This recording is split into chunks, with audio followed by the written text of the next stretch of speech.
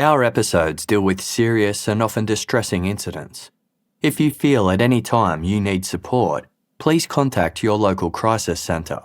For suggested phone numbers for confidential support and for a more detailed list of content warnings, please see the show notes for this episode on your app or on our website. Today's episode involves crimes against children and won't be suitable for all listeners. Spirits were high for the Balmain women's water polo team on the night of Saturday, March 18, 1995. Despite losing against their rival team during the club's grand final a few hours earlier, the players and their supporters were celebrating the end of an otherwise successful season with drinks at a Balmain pub. 19-year-old Keli Lane was among them, having played a solid game. Her parents had watched the match, but they couldn't stick around for drinks. Instead, Keli was joined by her boyfriend Duncan Gillies and his mother Julie, who had also attended the game. At around 9 p.m, a few of Kelly's teammates noticed that Keli had left without saying a word. Duncan and Julie were still there, so her teammates didn't give it too much thought and continued on with their night. Little did any of them know, while playing an impressive grand final in front of a crowd filled with her loved ones, Keli had been keeping a huge secret. She was 9 months pregnant. The reason she'd left the pub was because she'd gone into labour. Keli took a taxi alone to the Balmain Hospital about a kilometre away and was subsequently transferred to King George V Memorial Hospital, where she gave birth to her first child, Kayla, the following morning. Staff took pity on the polite and warm-natured 19-year-old. Not only was it incredibly rare for a young woman to give birth alone and without a single visitor, in the hours following the delivery, it was clear that Keli was incredibly upset. A social worker was assigned to make sure she was okay. Keli explained that she and the baby's father, Duncan Gillies, had only recently moved to Sydney from their hometown of Perth, which was why she had no support. Duncan was furthering his rugby career while Keli was training to play water polo for Australia at the 2000 Olympics.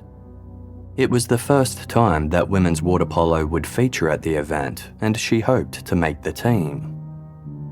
Unable to care for a child and not wanting to have an abortion, Keli said the couple had agreed to place Kayla for adoption. On the evening of Tuesday, March 21, 1995, Keli requested a pass-out so she could discuss the adoption with Duncan in private. Hospital staff granted the request, taking care of baby Kayla so Keli could get her affairs in order. Keli returned in the early morning hours, saying Duncan didn't want to be involved in the adoption process. As per protocol, the adoption agency still tried multiple times to contact Duncan using the details Keli provided. All attempts were unsuccessful. Keli explained that Duncan was purposely avoiding them because she'd promised him he didn't need to be involved. Besides, he was about to go overseas to play rugby and would be unreachable for the next 2 weeks. Eventually, after weeks of trying to contact Duncan Gillies without success, the adoption agency had Keli sign an affidavit confirming Duncan was Kayla's father and had consented to the adoption. She signed a second affidavit a few weeks later saying Duncan had ended their relationship and wanted nothing to do with their child or the adoption.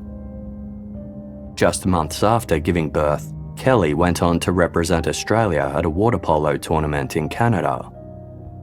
6 months later, while Kayla's adoption was still being finalised, Keli was pregnant again, this time with Tegan.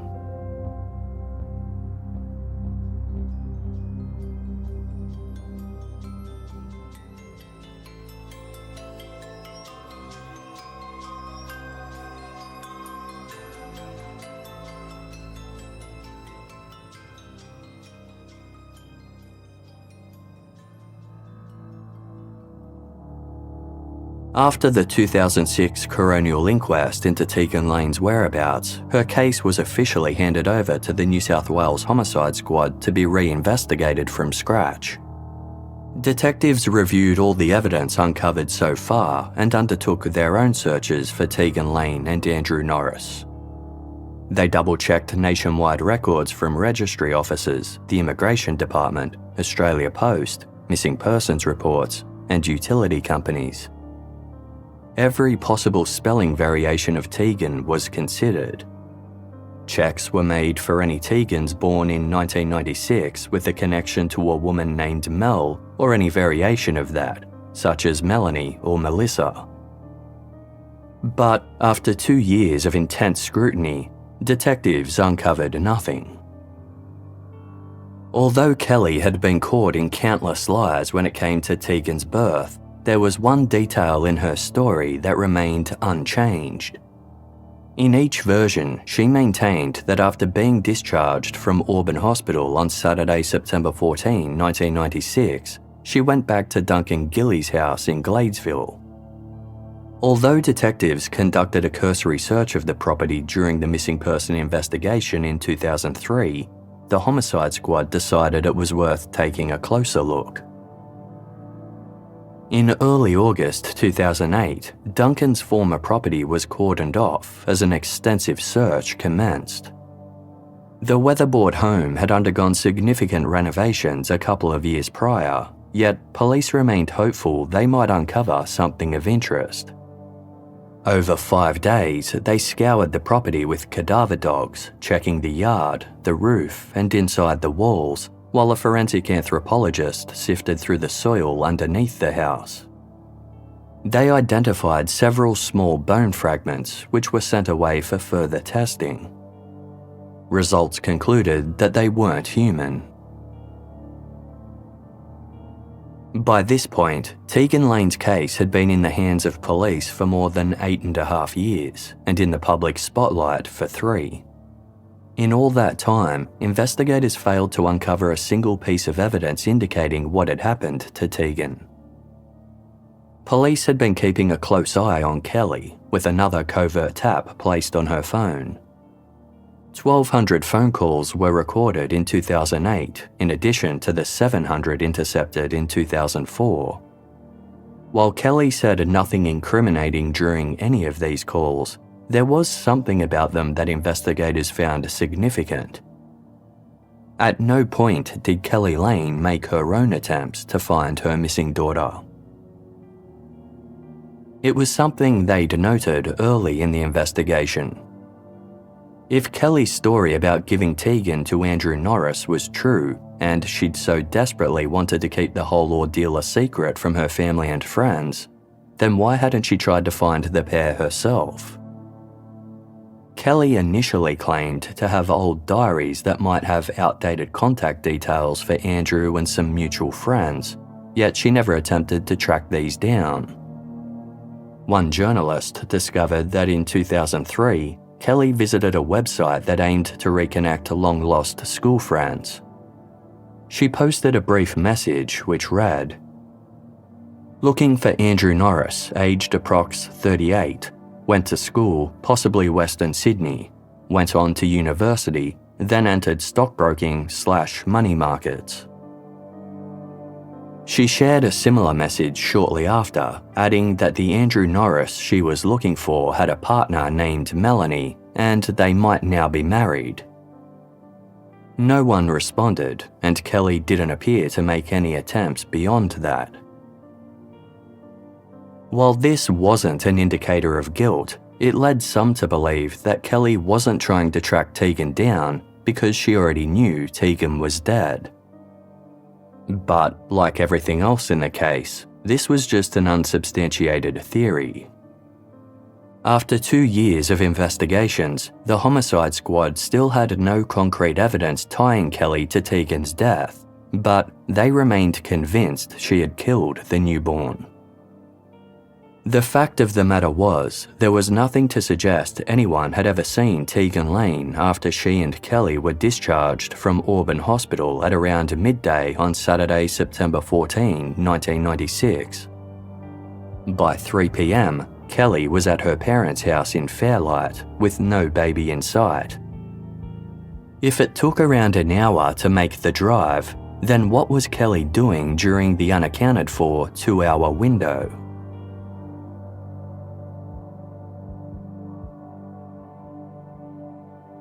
Based on the evidence at hand, investigators started to piece together what they believed to be a likely scenario. By the time 21-year-old Keli was nearing the end of her pregnancy with Tegan, she was no longer the naive first-time mother she'd been when Kayla was born almost 18 months earlier.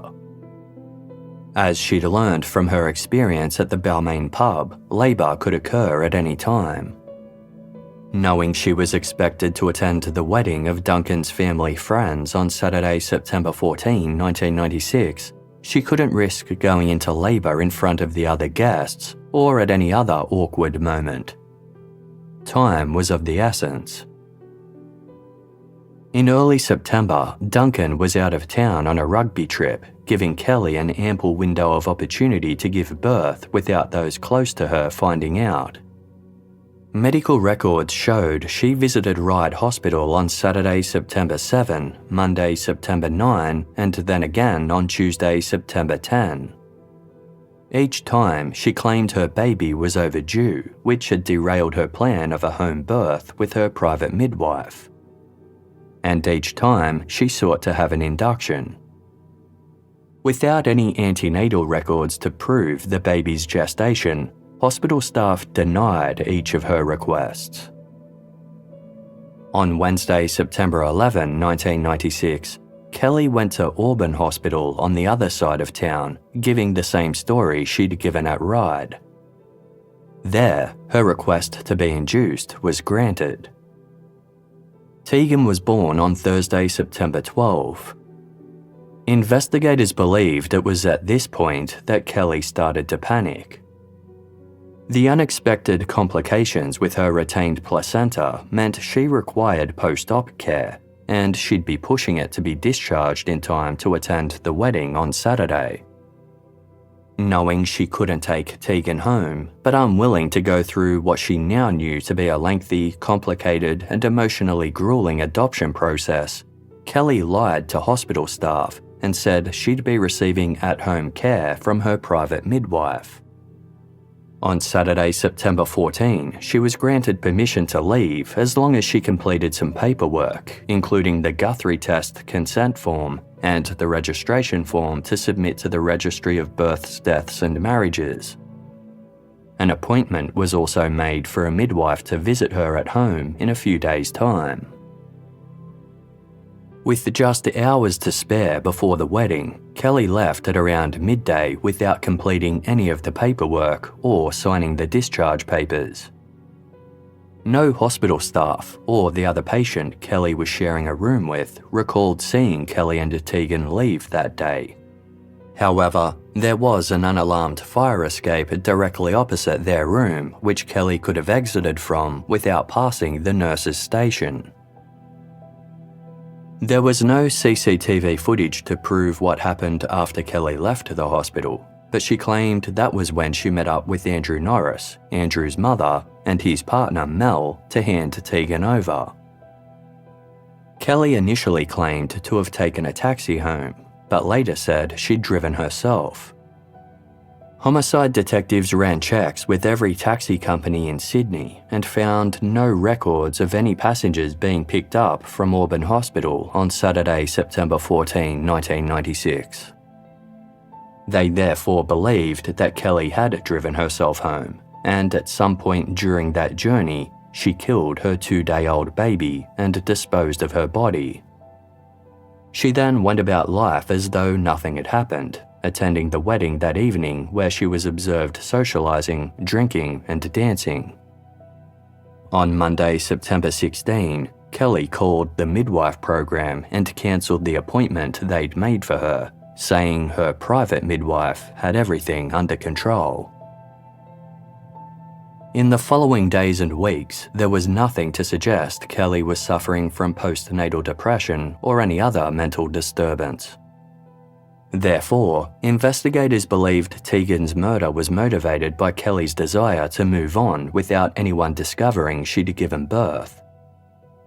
Getting rid of Tegan would not only conceal her infidelity and remove the responsibility of parenthood, it would enable her to pursue her dream of playing water polo in the upcoming Sydney 2000 Olympics. In late 1997, Keli asked the Australian College of Physical Education if she could defer her tertiary studies to concentrate on making the Australian Olympic team. For 3 years, she successfully lived her life as though Tegan had never existed, and those close to her were none the wiser. It was only when Tegan's birth was exposed through the adoption of baby Jacob in 1999 that Keli's guilt became obvious due to her multitude of lies. Not only had she told 8 different stories to hospital staff, adoption agencies, social workers, and police, there were other inconsistencies that also raised suspicion. Namely, why had Keli initially said she wouldn't be able to find Andrew Norris's apartment, then located it with ease when police drove her through his neighbourhood? Why did she tell detectives she'd gone to Duncan's old house to search for Andrew's phone number when she hadn't? Keli also said her circle of friends had changed since 1996 and she no longer knew people from back then, when in reality, she'd maintained close friendships from childhood and beyond. There were holes in her claims about Tegan's father too. If Keli really did arrange for Andrew to take Tegan, then why register her on her own Medicare card rather than his? And if Andrew was willing to raise Tegan, why didn't he do something as simple as register her birth with the registry office? As far as investigators were concerned, the only explanation for these inconsistencies was that the hospital staff had urged Keli to fill out the Medicare form, and she couldn't see a way around it. Andrew never registered Tegan's birth or sought a separate Medicare card, because Andrew never existed in the first place.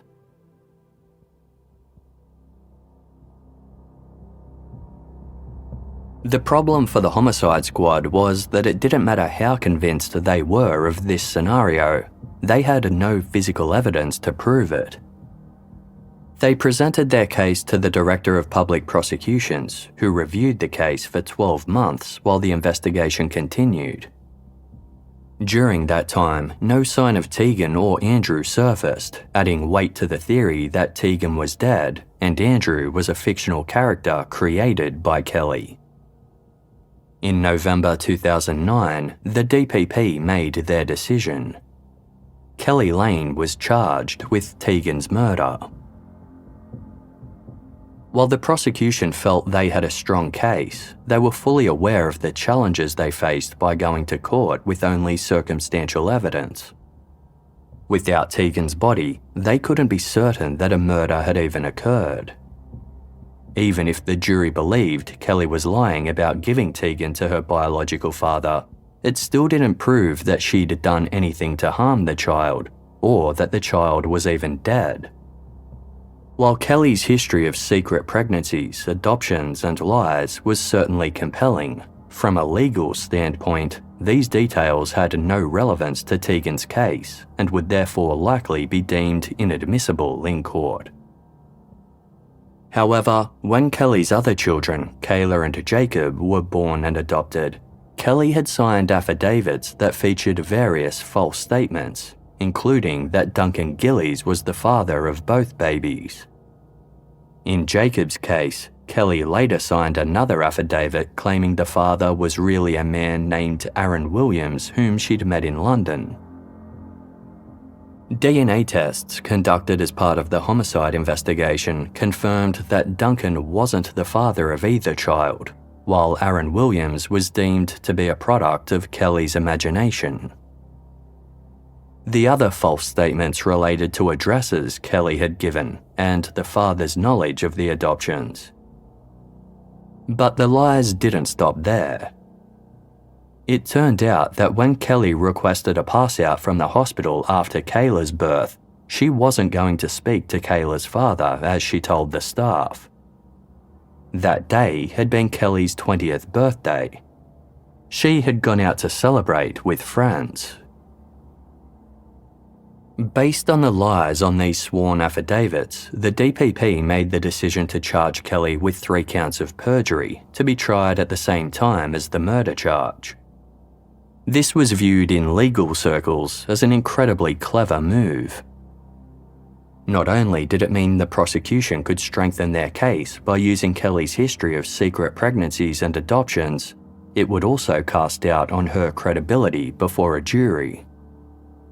But selecting an unbiased jury was proving to be a challenge in and of itself. When Samantha Clark, not her real name, heard about the investigation into Tegan Lane, she recognised Keli Lane. Samantha worked at a clinic in Queensland that specialised in late-term abortions. In February 1999, Keli contacted the clinic seeking the termination of what she claimed to be her 24-week pregnancy with Jacob. The latest the clinic would perform a termination was 25 weeks. With the clock ticking, Keli travelled to Brisbane alone to have the procedure. When she arrived at the clinic, an examination revealed she was already beyond the cut-off point at around 6.5 months pregnant.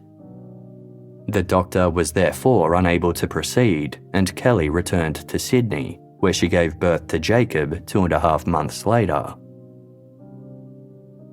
After seeing Tegan's case on the news, Samantha remembered Keli's visit and called the homicide squad to report it. After all, one of the resounding questions raised by the inquest was why Keli had gone to such great lengths to conceal her pregnancies instead of having them terminated. Keli's mother, Sandra, had testified at the inquest that she didn't particularly believe in abortion and said it was possible that Keli knew of her view. Keli's father, Robert, testified that he'd asked Keli why she didn't terminate the pregnancies, and she said something along the lines of, "I couldn't hurt a baby." But the truth was, Keli's visit to Queensland in 1999 was actually the 3rd time she'd been inside an abortion clinic.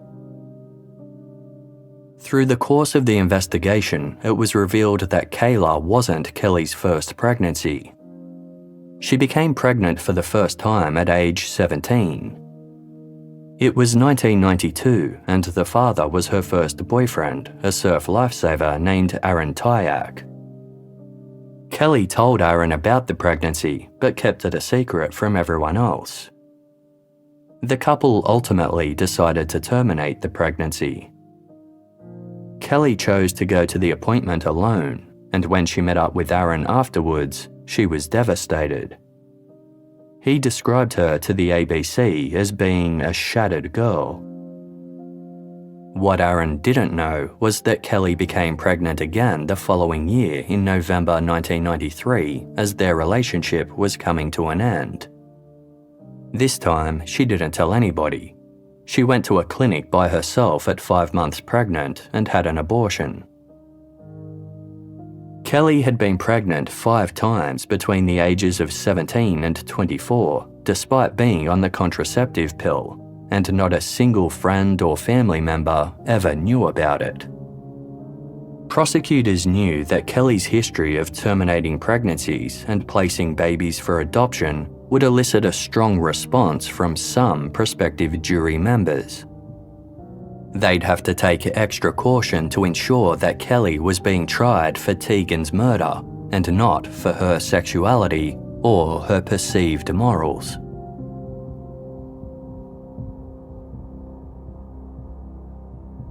The news that Keli Lane had been charged with Tegan's murder propelled the case back into the headlines, with the rumour mill swinging into overdrive. With Keli's private life exposed, the public had their own salacious questions about her string of pregnancies. The results of Kayla and Jacob's DNA tests hadn't yet been made public, leading some to wonder if Keli had lied about their paternity to cover up the fact that she was being sexually abused. There were whispers that she might have been impregnated by her tormentor and had kept the pregnancy secret because she was so deeply in denial about them herself. Others gossiped about Keli's perceived promiscuity, with some speculating that her children were all the result of random, anonymous sexual encounters. Police obtained DNA from the man Keli was known to have had sexual relations with during the 1990s. It turned out that Kayla's father was a rugby player she'd been seeing around the time she started dating Duncan. Jacob's father was a friend of her brother's whom she'd dated casually after her relationship with the Duncan ended. Neither of the men had any idea that Keli had been pregnant and were completely shocked to learn that they had fathered her children. While their identities were withheld from the public to protect Kayla and Jacob's privacy, word got out amongst the Manly community. Close friends of Keli started to distance themselves from her, unable to comprehend just how much she had kept from them over the years. The rumours took their toll, and by the time Keli was charged with Tegan's murder, her life looked markedly different than it did at the time of the inquest. She'd lost the job she loved at Ravenswood School for Girls and was working as a receptionist at a physiotherapist office. Her marriage had disintegrated and ended in divorce. But there was one thing that remained unchanged: Keli's staunch insistence that she was innocent.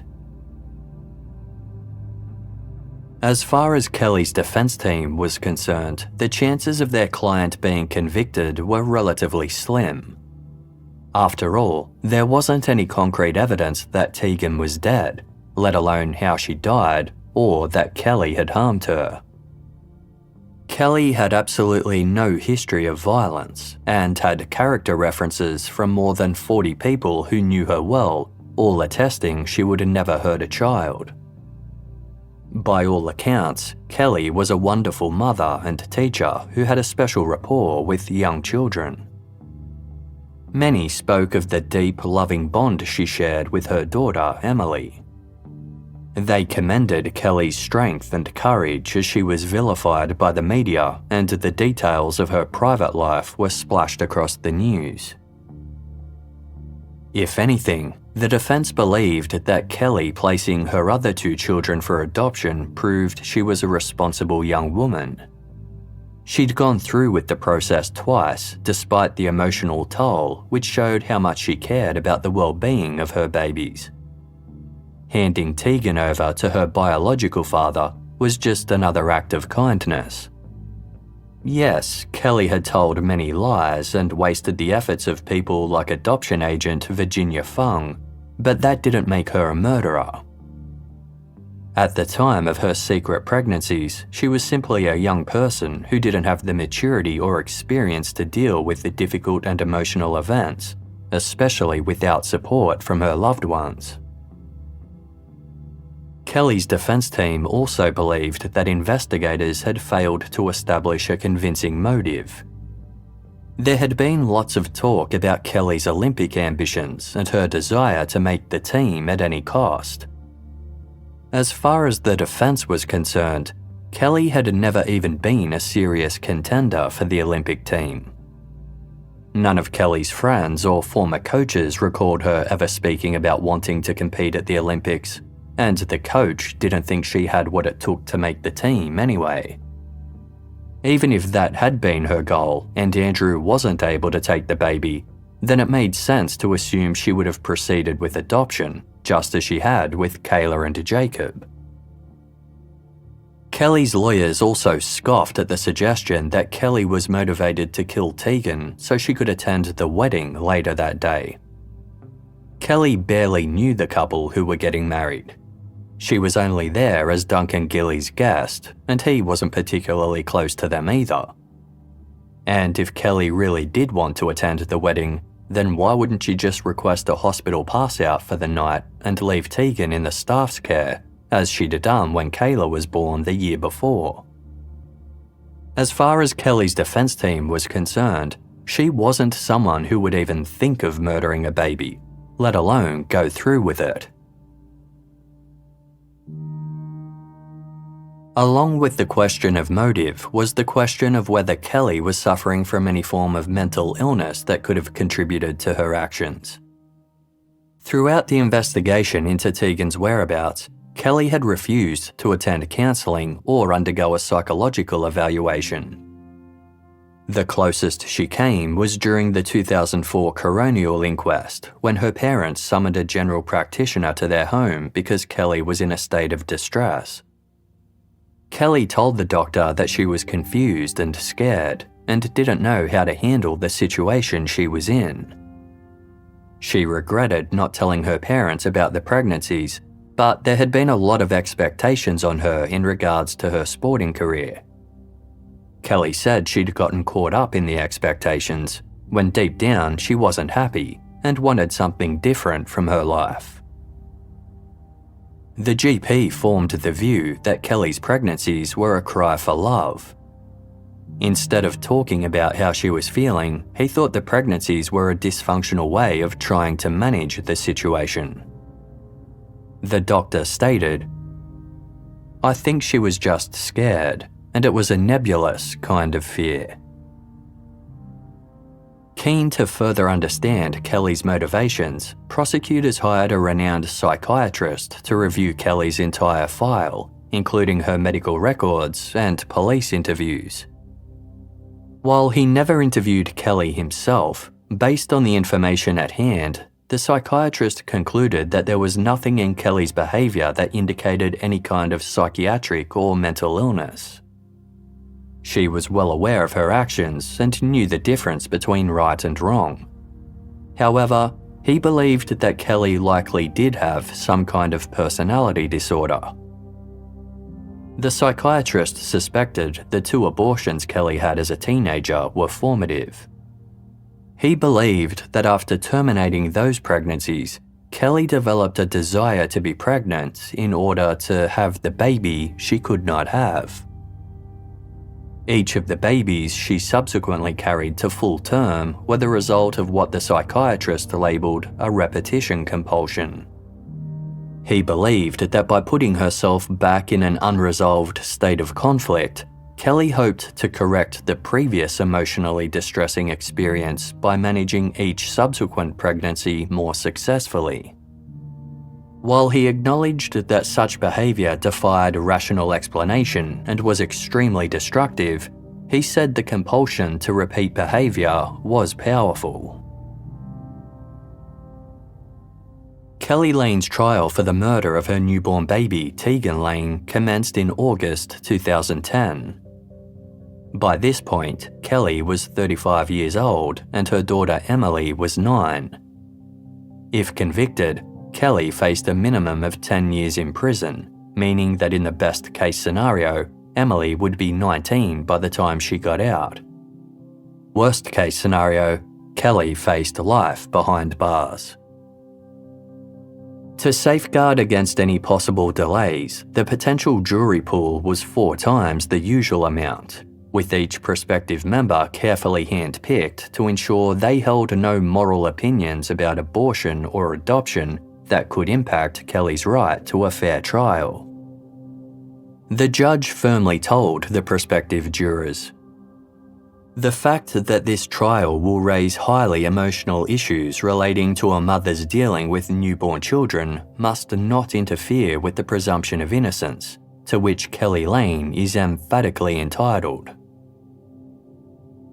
People of all ages, genders and backgrounds asked to be excused until there were just 12 individuals left, with 2 serving as backup.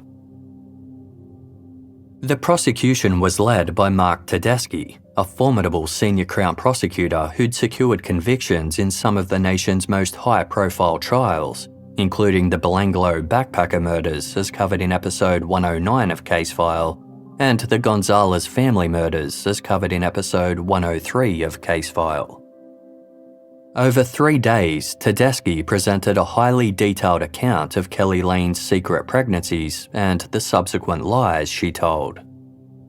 As for how she managed to become pregnant so many times while taking the contraceptive pill, Tedeschi theorized that the pill had been rendered ineffective because of Keli's frequent binge drinking in her younger years, which often resulted in her vomiting. She would regularly go out to the pub, and she used to keep up with the boys in her drinking, he explained.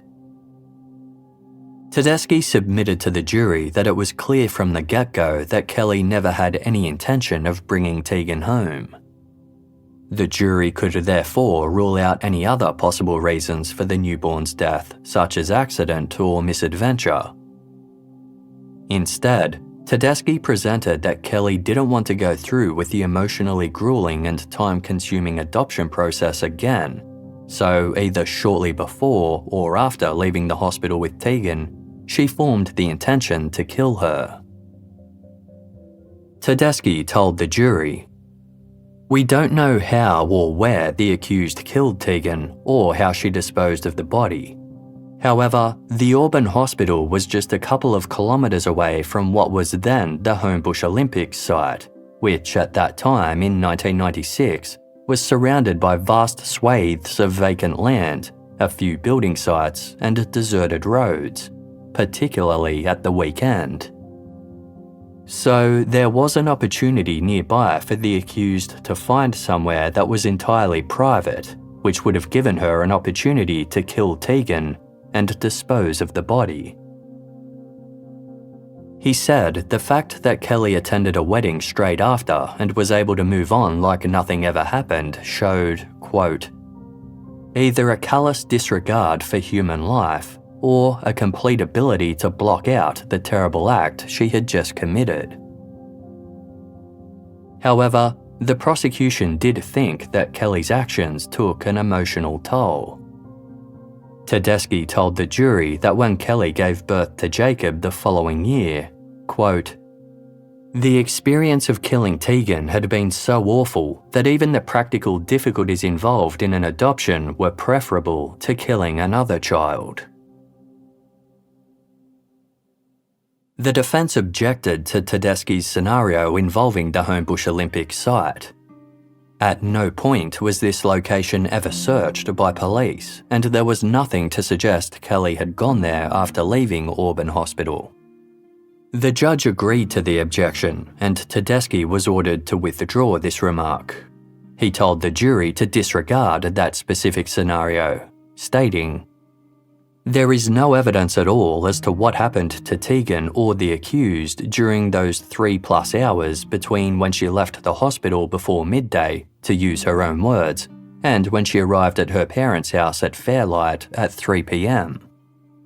I think it is fair to say, ladies and gentlemen, that it would not be appropriate for you to speculate about what might have happened during that time." Keli's defense lawyer reminded the jury that there was nothing out of the ordinary about Keli's sexual behaviour during her youth. He said the only difference between her and the young men she slept with was her ability to become pregnant.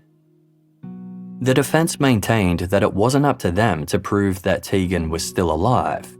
Instead, their argument was that the prosecution had failed to provide any evidence to confirm that Tegan was even dead, let alone how she died.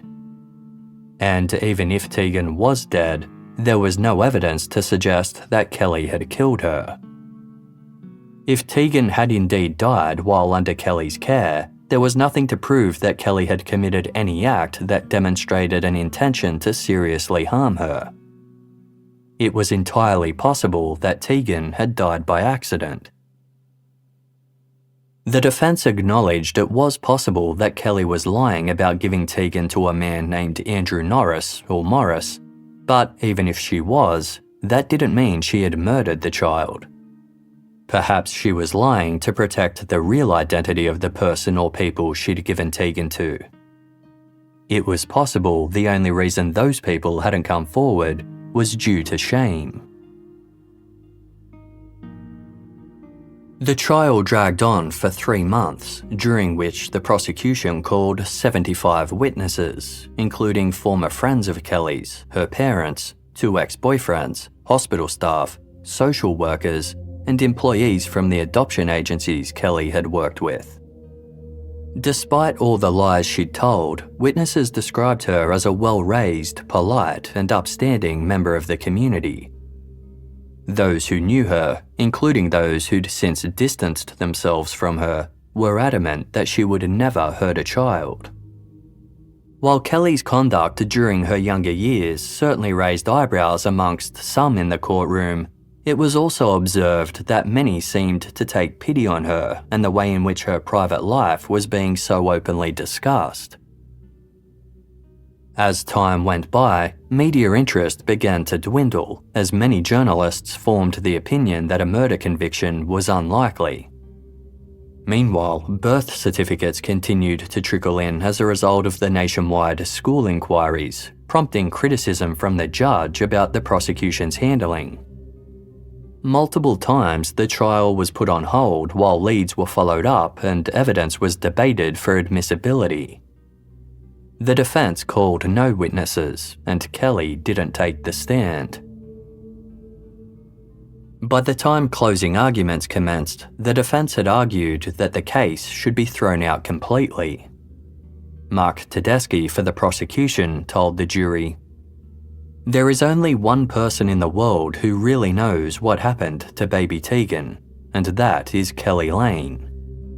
She has given many different versions to the authorities, and all of them can be shown to be lies. There is only one reason why she has told all those lies, and that is because she was responsible for Tegan's death, and she had no other information that could result in Tegan being found alive. The truth was, and still is, dreadful."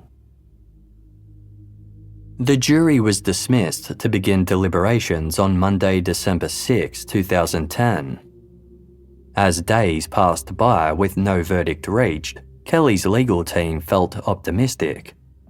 This meant the jury was still deliberating, which could be favourable for Keli. It was a whole week before the court was reassembled. For the 3 perjury charges, they had no doubt Keli was guilty. However, when it came to the murder charge, the jury was unable to reach a unanimous decision. Keli wept as the judge told the jury that if they were willing, he would accept a majority verdict. Again, the jury was dismissed for further deliberation. Tension was high in the packed courtroom when they reassembled 2 hours later, with many wondering if there would be a hung jury and therefore a possible retrial.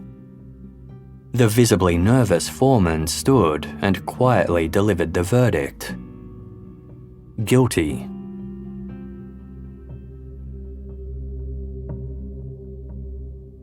The courtroom's silence was shattered by the screams of Keli's mother, Sandra, while Keli herself let out a low moan before collapsing hard onto the floor, banging her head on the way down. It took paramedics 15 minutes to get her back into her seat, at which point the judge denied bail. Keli was taken into custody to await sentencing, which was scheduled to take place in 3 months' time. The unexpected guilty verdict propelled the case back into the headlines. After years of avoiding interviews and declining to testify in both the coronial inquest and the trial, Keli went to the media to share her story once and for all. Keli's new boyfriend, Patrick, began recording the couple's phone calls with her permission and handed the audio over to Channel 7's Sunday night program. Keli said she felt like she was being punished for being pregnant or placing babies for adoption, telling Patrick, "It's hard to understand why I'm still being raked over the coals for it." As for the prosecution's case that Andrew Norris never existed, Keli scoffed. "Well, I don't know how Tegan came about if he didn't exist. I didn't make her by myself." She criticised the police investigation, saying not enough was done to find Andrew or Tegan, and was scathing about the fact that searches were still being held during her trial. To put Kelly's word to the test, Sunday night announced they would fund a $500,000 reward for information leading to the whereabouts of Tegan Lane or Andrew Norris. Keli was hopeful that this would provide the breakthrough she needed, telling Patrick, "Someone might ring in now that hasn't seen the news before or didn't put two and two together and have some information that either leads straight to Andrew or to Tegan now that she's old enough to have her own connections to people." It wasn't just Keli who was critical of the investigation. Prominent criminal defense lawyer Chris Murphy told Sunday Night that prosecutor Mark Tedeschi poisoned the case when he wrongly speculated to the jury that Keli killed Tegan and dumped her body at the Homebush Olympic site. Even though this statement was withdrawn, Chris Murphy said it planted an idea in the minds of the jury that the prosecution knew more than they were letting on. "I find the Keli Lane case the most disturbing case I've ever come across," Chris said. "This woman has no history of violence. There's absolutely no evidence whatsoever that she killed that baby or that that baby died. I could not in a million years under any circumstance safely conclude that she killed the baby deliberately to the high degree of proof required for murder. Keli hasn't wanted to say what has happened to the baby. That doesn't mean she is guilty of murder." Nothing came of the reward offer, and Keli's sentencing went ahead in April 2011. While the judge didn't believe Keli's actions were the highest or lowest form of criminal culpability, he acknowledged there were two serious aggravating factors to take into consideration. Namely, the life taken was that of a defenseless baby, and that baby met her end at the hands of her mother. Quote, "A person from whom she could ordinarily expect protection, sustenance, and care."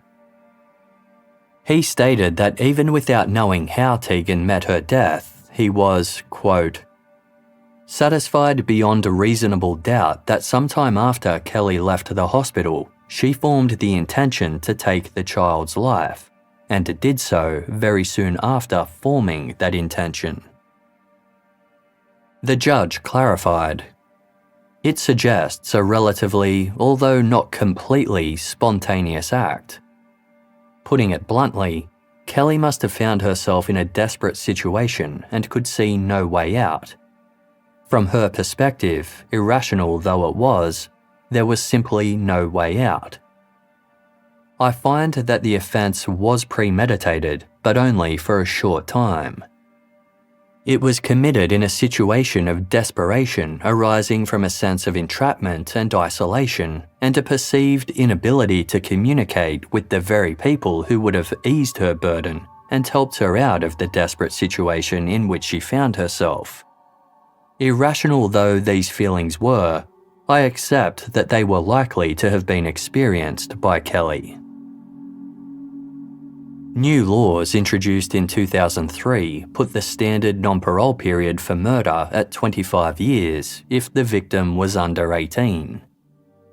Taking into account Keli's immaturity at the time of the killing, the unlikeliness that she'd ever re-offend, and the law that applied when the offence occurred in 1996, the judge stated, "I am satisfied that Keli Lane is now a very different person to the troubled personage that lay beneath the Golden Girl exterior. The maturity has probably been cemented, ironically enough, because of the love and devotion that has grown between her and her daughter, Emily.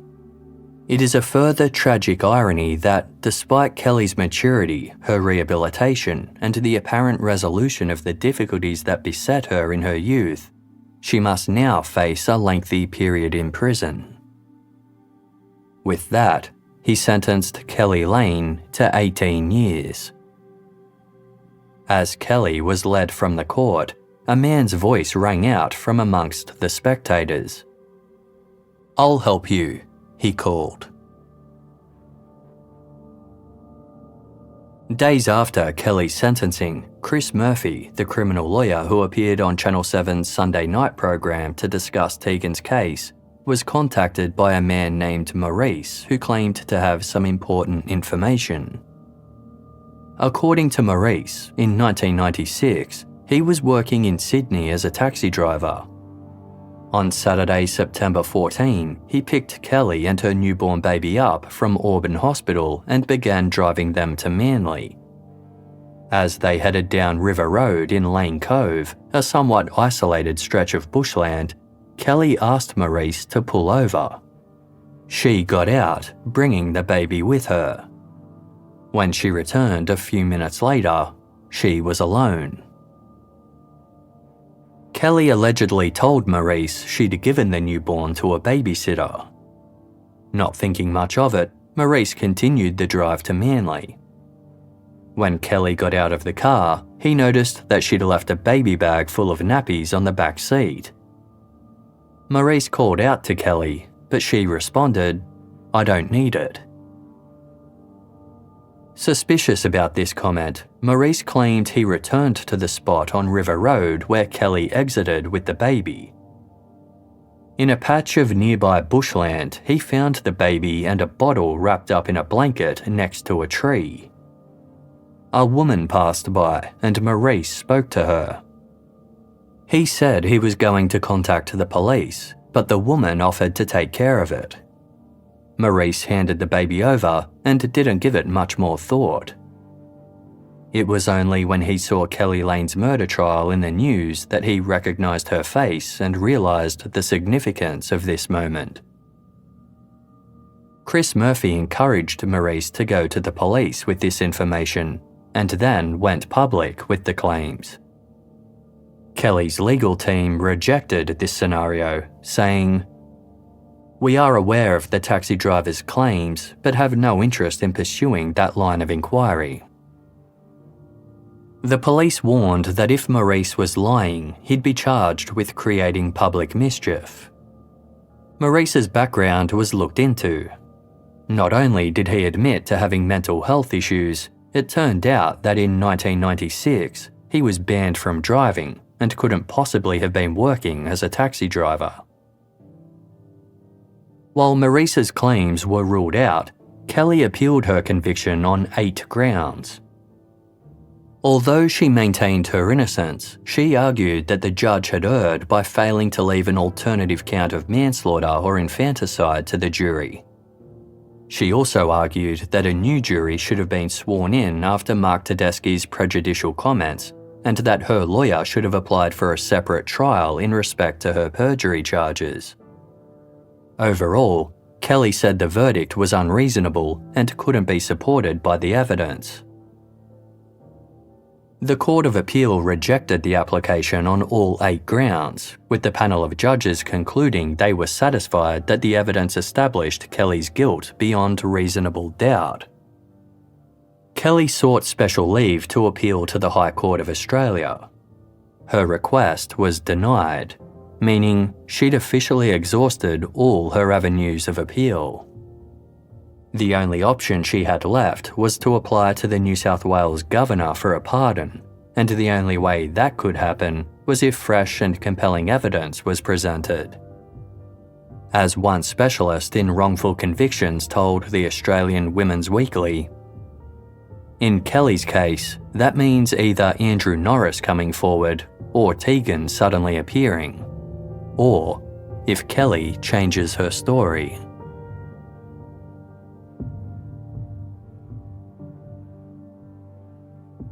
In 2016, award-winning investigative journalist Caro Meldrum Hanna opened a letter addressed to her at the Australian Broadcasting Commission offices in Sydney. "Dear Ms. Meldrum Hanna," the letter read, "My name is Keli Lane and I have been wrongfully convicted of murdering my baby in 1996. I believe if the public knew the real facts, had all the information, and saw the errors and questions that still remain in my case, they may be able to help, perhaps come forward with where Andrew Norris, our child, or his family are. Ultimately, we are trying to locate Andrew, our daughter, or a family member." Caro wasn't sure what to make of the letter. She was well known for her work on the ABC's popular current affairs program Four Corners, but she'd never covered Tegan Lane's case before, so her first thought was that the letter must be a prank. Caro contacted Keli in prison and confirmed the letter was legitimate. When asked if there was any way she could have harmed Tegan, Keli responded firmly, "There is no way. There is no way. If Andrew didn't turn up, I would have just left her there, or I would have gone down the exact same path as before. I would have asked for some help. I would have asked to see an adoption agency, and I would have done the exact same thing I did 18 months earlier." I remember that day clear as. I know a lot of people think I'm cold and callous, but those children were very important to me and I loved them. I thought I was doing the right thing by them. Caro agreed to make a documentary about the case, which would be titled Exposed, the Case of Keli Lane, but only under the condition that no topic was off limits and she would follow the truth wherever it led. Keli agreed, and in turn, she handed over her entire case file and court records, including private correspondence sent between herself and her defense team. Caro and a small team fully immersed themselves in the case. They tracked down and interviewed anyone and everyone from Keli's past who was willing to speak with them, including former water polo coaches, teammates, boyfriends, and even her parents. They spoke to the coroner, prosecutors, and homicide squad detectives who worked on Keli's case, and were handed a USB containing exclusive confidential police files from a secret informant. After 9 months of intense research, the exposed team identified several holes in the investigation as well as questionable legal tactics that had them asking, was Keli Lane wrongfully convicted? During Keli's trial, police claimed that exhaustive efforts had been made to interview all the former tenants of the apartment building on Wisbech Street, where Keli said Andrew Norris had lived. None of the tenants recalled ever seeing Keli there, nor did they have any knowledge of a resident called Andrew Norris. One former tenant did testify to seeing mail addressed to Andrew Norris as well as Andrew Morris, but his claims were discounted as he'd given various inconsistent statements over the years. However, the exposed team discovered that there was at least one tenant who had never been questioned, a man named Daryl Henson. The team tracked Daryl down on Facebook and organised a video meeting. When Caro Meldrum Hanna showed Daryl a photo of Keli Lane taken in about 1996, he claimed he remembered seeing her around the building. Daryl said he used to spend a lot of time in the downstairs car park working on his car late at night. He remembered seeing Keli exit the building through the car park several times, sometimes as late as 1 a.m. Daryl claimed he saw Keli so many times that he thought she must have lived in the building. When pressed by Caro as to whether he could be misremembering in hindsight, Daryl insisted Keli Lane was the person he had seen. He was so sure that he said he'd happily testify that in a court of law. The exposed team also interviewed a childhood friend of Keli's named Natalie McCauley, who had recently appeared on 60 Minutes in Keli's defense. Natalie claimed that she remembered the summer of 1996 very clearly, as it was the year that she and all her friends had turned 21. Early in the year, Keli allegedly confided in Natalie that she was having a fling with another man. She mentioned it at least 3 times over a 1-month period. Natalie said she remembered the name of Keli's secret lover clearly, as he had the same first name as Natalie's brother, Andrew. Natalie claimed that she'd provided police with this information during the investigation, and she'd also been willing to testify in Keli's defense at trial. However, she believed the police weren't interested because they were already convinced of Keli's guilt. adamant that she wouldn't lie about such a thing, especially given her profession in child protection. Natalie told Exposed, "I am passionate about children's rights. I love children. Every day, my waking hour is about protecting kids. I'm not about to let my friend get off easy if she's hurt a child." During the search for Tegan's father, police had also spoken to a man named Andrew Morris who recalled visiting Sydney's northern beaches for a surf life-saving competition in the mid-1990s. When shown a photo lineup of several young women, Andrew Morris recognised Keli Lane but couldn't be sure how or why. He told the Exposed team that the police then began drip-feeding him information about Keli until he put two and two together and realised that they once had a random one-off sexual encounter at the North Narrabeen Surf Club. It had happened around the same time that Tegan would have been conceived. Andrew had been scheduled to testify for the prosecution at Keli's trial, not to suggest he was Tegan's father, but to explain how Keli came up with the Andrew Morris or Norris persona in the first place. Then, at the last minute, a deal was made between both legal teams. Andrew wouldn't testify, and neither would Natalie McCauley. This was just one of several factors that led Keli's case to being taken on by the Bridge of Hope Innocence Initiative, an organisation dedicated to examining possible wrongful convictions. A spokesperson for the initiative told Exposed about the deal relating to Natalie McCauley and Andrew Morris. For Keli's supporters, these allegations of witness coaching, witness swapping, and deals struck between the prosecution and defence were further evidence that Keli hadn't received a fair trial. Exposed also unearthed records from Auburn Hospital that cast doubt on the timing of Keli's departure with baby Tegan. Notes made by a registered nurse had Keli leaving at 2 p.m. That same nurse later provided a statement saying Keli was discharged between 11 a.m. and 12 midday. If the hospital records were correct and Keli really had left the hospital at 2 p.m. and was home in Fairlight by 3 p.m, then Exposed posited that Keli wouldn't have had time to kill Tegan and dispose of her body. Even investigators who worked on the case were critical of the way things were handled. Various individuals involved expressed their discomfort with Keli's conviction. The detective who led the investigation into Tegan's murder had since retired from the force. She told Exposed that police had no evidence against Keli and weren't ready when the DPP decided to proceed with the murder charge. "I used every trick in the book," the former detective explained. "An undercover strategy, covert DNA samples, every resource that was available. There was nothing. Absolutely nothing. We didn't have anything." The Exposed team also highlighted the fact that for all the digging police did to find Tegan's biological father, they never organised for a composite sketch to be made. They questioned why such an image wasn't broadcast around Australia, asking anyone who had seen such a man to come forward.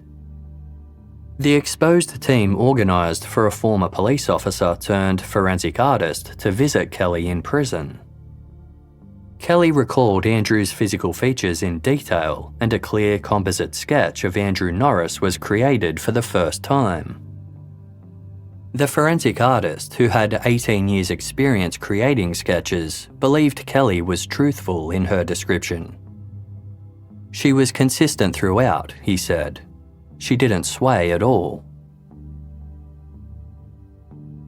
In a phone call from prison, Keli told Caro Meldrum Hanna that from a very young age, her athletic training taught her to hide her emotions. She was excellent at filing feelings away and being a different person for different people. She also revealed that her first sexual experience was being date raped while intoxicated at the age of 15. Keli explained, "I don't think I valued my body and my choices and my boundaries because everybody just seemed to be so frivolous with it. She struggled upon learning that several people in her life had indeed suspected she was pregnant at times, but never reached out. While Keli made it clear she didn't want to shift the responsibility onto others, she asked Caro, "Wasn't I worth asking? Why were people afraid, or why did they not want to ask me? It's kind of sad to think that no one reached out and said, 'You seem different,' or 'You look different,' or 'Are you okay?'" As part of the documentary, Keli agreed to meet face-to-face with Dr. Anne Buist, a forensic psychiatrist who specialises in women's mental health and the relationship between mother and babies. Throughout her career, Dr. Buist had worked with hundreds of women who'd been accused of abusing their children, but she said that Keli was her hardest, most difficult case. Dr. Buist told Exposed that she didn't find Keli to be a pathological liar, a narcissist, or mentally ill. She thought the secret pregnancies could be explained by Keli's upbringing, during which she'd received the message that her family didn't like dealing with negative emotions. Dr. Buist couldn't find a coherent narrative that Keli could have killed Tegan, aside from the fact that she had demonstrated the capacity to detach from her other children. For Dr. Buist, one thing in particular stood out during her interviews with Keli. When Keli started talking about Andrew Norris, her body language changed. The way she spoke about him seemed superficial. Dr. Buist told Exposed, "There was something there that didn't ring true." Exposed was released by the ABC in 2018 to rave reviews, propelling Keli's case back into the spotlight. Members of the public hotly debated Keli's guilty verdict and shared outrage over what many now viewed as a wrongful conviction. Thousands turned to social media to accuse the prosecution of misconduct and Keli's defense team of negligence. Calls were made for Keli to be exonerated, or at the very least, retried. But the documentary wasn't without its critics. Many were quick to point out that crucial information was withheld from the viewers, with some accusing the ABC of provoking public excitement at the expense of accurate reporting. Retired Australian barrister Simon Davis was one such critic. Simon hadn't been involved in Keli's trial in any capacity, but after watching Exposed, he was shocked by the trial's flaws and felt compelled to look into the case in detail. Simon essentially fact-checked the claims made by Exposed, then published a book titled On Trial, The Case of Keli Lane and the ABC, in which he debunked each one. Casting doubt on the claims made by former Wisbech Street tenant Daryl Henson, Simon said it was hard to believe a witness could so confidently recognise a stranger 2 decades after the fact, especially when the alleged interactions occurred in the dark of night. Furthermore, while Daryl claimed Keli usually left in the middle of the night, Keli had told police that when she'd stayed at Andrew Norris's place, she left in the morning and went straight to water polo training. Simon Davis concluded, "Ultimately, Henson's evidence was of such low probative value that it is questionable whether it would even be admissible at a trial." Simon Davis rejected the claims about witness swapping and game-playing between the opposing legal teams. He pointed out that Exposed had failed to tell their audience several important details regarding Natalie McCauley's claims. Firstly, in Natalie's original police statement, she made no mention of Andrew, despite later stating Keli told her about Andrew at the time of their affair. Secondly, Natalie was cross-examined by the prosecution at Keli's pre-trial hearing before the jury was sworn in. Some of the responses she gave led to doubts about her credibility. She was therefore deemed unreliable and not called to testify during the trial. Thirdly, and to Simon Davis most importantly, police had asked Keli if any of her friends knew about her affair with Andrew. At no point did she mention Natalie's name.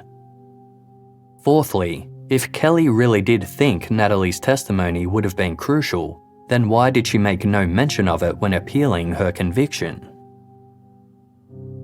According to Simon Davis's research, the Andrew Morris who appeared on Exposed wasn't prevented from giving evidence due to some kind of witness swapping deal. He was stopped because shortly before the trial commenced, it emerged that the random sexual encounter Andrew had at the beach couldn't possibly have been with Keli. Thus, his testimony was irrelevant.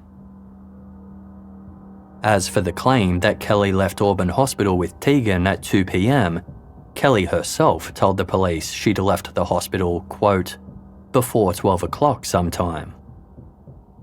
The patient sharing her room also testified that Keli and Tegan left by 11 a.m.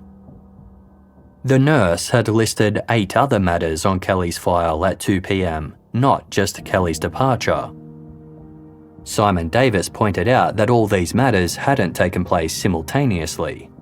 Many likely occurred before 2 p.m, and the nurse simply recorded the time she was making the notes. Taking these factors and several others into account, Simon Davis concluded that Exposed was inaccurate and misleading. He stated, "Legitimate questioning of a jury's verdict is one thing. However, questioning of a verdict which has twice been the subject of appellate review without real reference to the appeal judgments, and by apparently suppressing many of the relevant facts, is quite another." Ultimately, Exposed was little more than a recycling of old arguments, long since rejected by the courts or disavowed by Keli herself, and placing them in 2018 and presumably hoping no one noticed their antiquity or knew they had been rejected. Regardless of its criticisms, Exposed raised some thought-provoking questions and led many to wonder if the prosecution really had met the standard of proof required to reach a conviction. The Bridge of Hope Innocence Initiative petitioned the Attorney General of New South Wales to open a full inquiry into the investigation, prosecution and conviction of Keli Lane. They also called for an urgent review into the policing and prosecutorial practices that led to Keli being charged in the first place. Dr. Michelle Reuters, a lawyer and spokesperson for the group, told 60 Minutes, "One of the things I've found the most extraordinary about Keli Lane's case is that people find it easier to believe that a young mother would kill her child than they would believe her father would accept responsibility for that child and disappear." Forensic criminologist Dr. Xanthi Mallet spent 2 years looking into Keli's case and agreed that an urgent review was needed.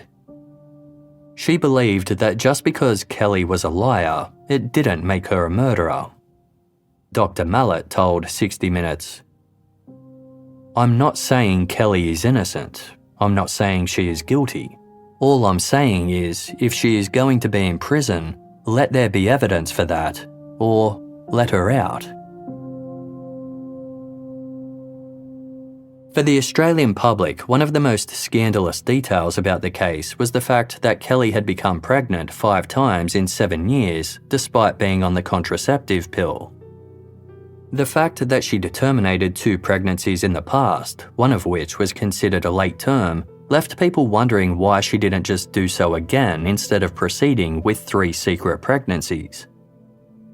Others questioned why Keli didn't abstain from sex entirely if she kept finding herself in an undesirable predicament.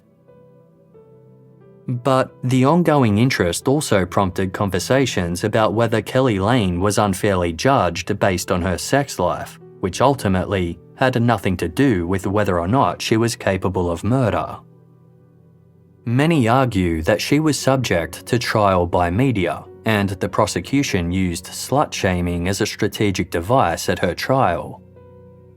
Even the DPP who charged Keli with murder admitted that her case was prosecuted because it raised all sorts of values. The same DPP came under fire from the public when he told ABC's Exposed that he didn't think Keli presented a risk to other people's babies, but, quote, "She seemed to be a bit of a risk to the virile young male portion of the community." But the judge who oversaw the trial said it was necessary to lay the facts of Keli's personal life bare. While he acknowledged this would have been a humiliating and intrusive experience for Keli and her family, and that the media excitement led to Keli's life being examined at a prurient level, quote, "The fact remains that there is a need to gain insight into the offender's behaviour in an endeavour to gain an understanding of the level of culpability involved in the murder itself. Some of these matters might, at first blush, seem peripheral to the ascertainment of culpability and the assessment of the objective criminality involved, but, in truth, I think that the answers to these troublesome questions are highly relevant in that regard."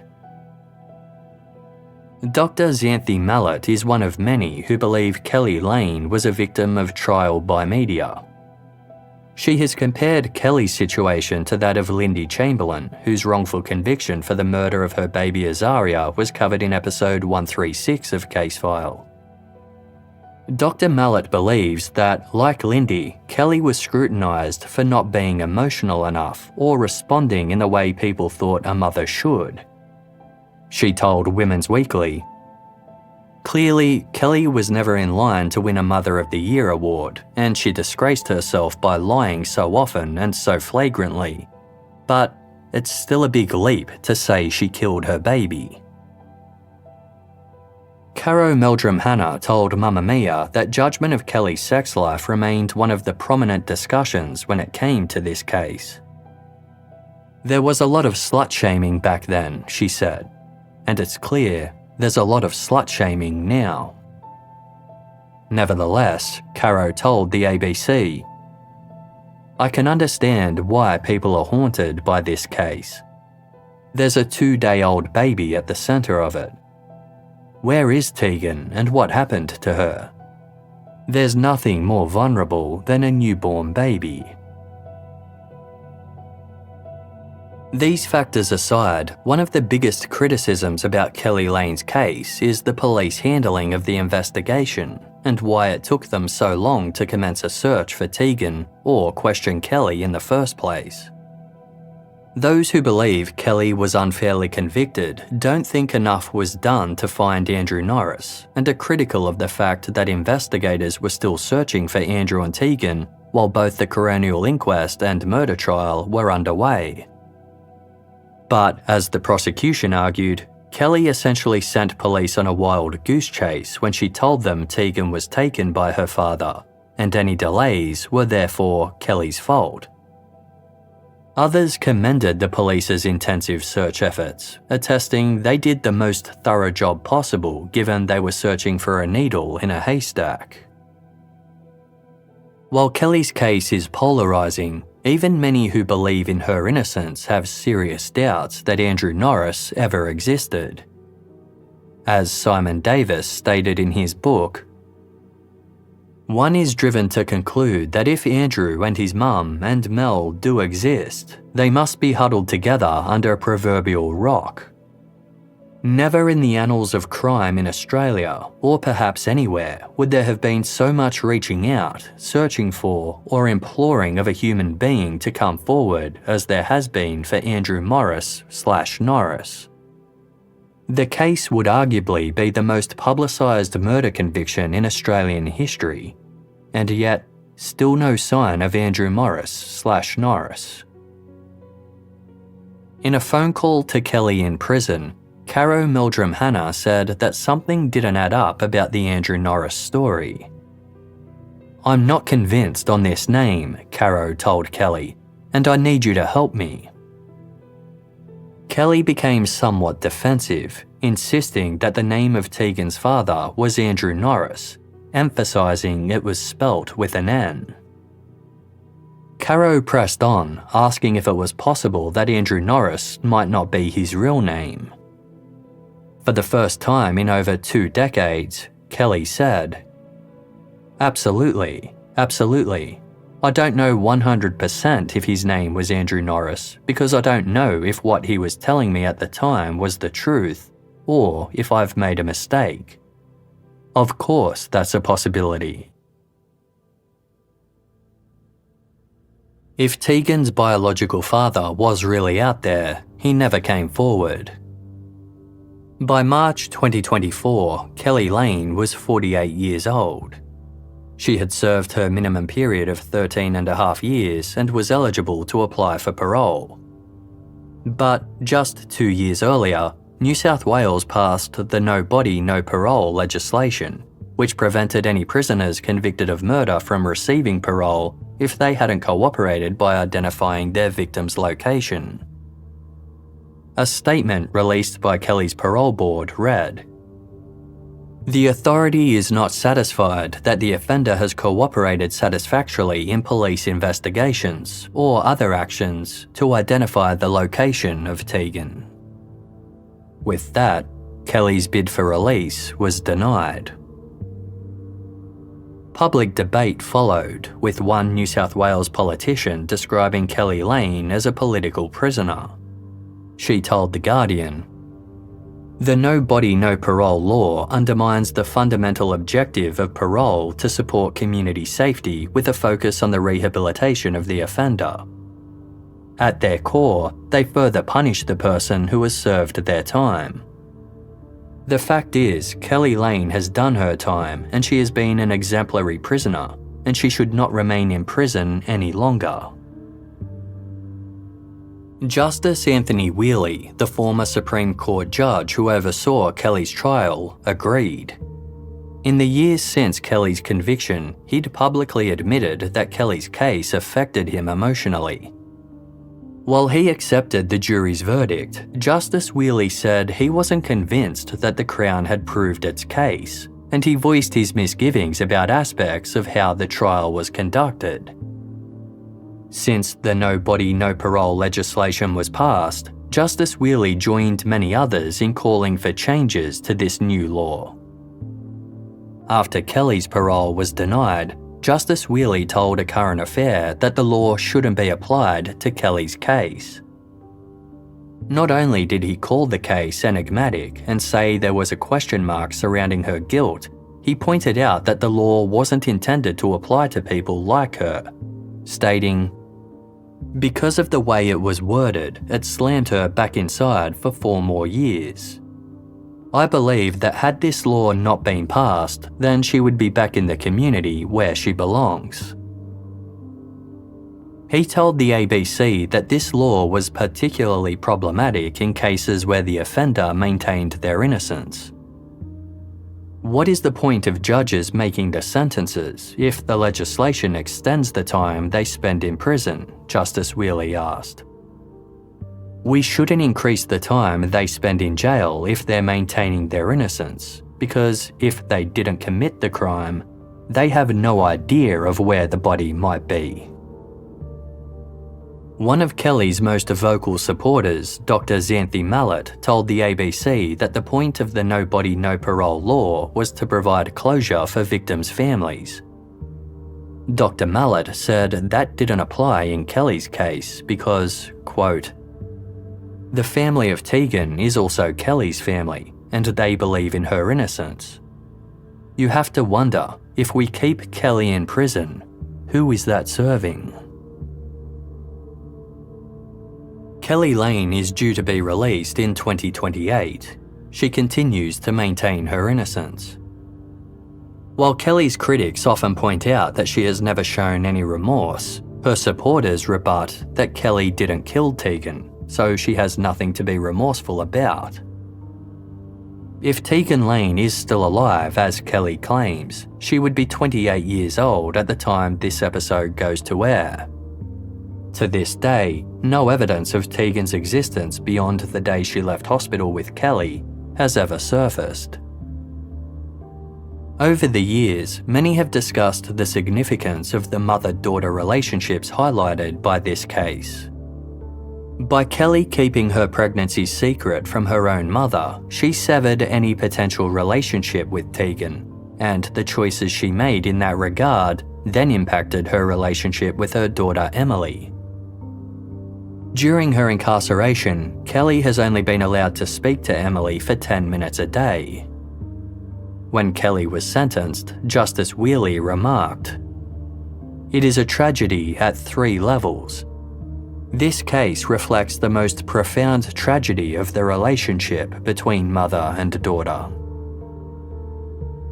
Keli's parents continued to support her. When asked by 60 Minutes if they believed Keli's story about what happened to Tegan, her mother Sandra responded, "Yes, I do. It sounds improbable, but a lot of improbable things happen in life." Keli's father Robert agreed, adding, "The truth is stranger than fiction, isn't it?"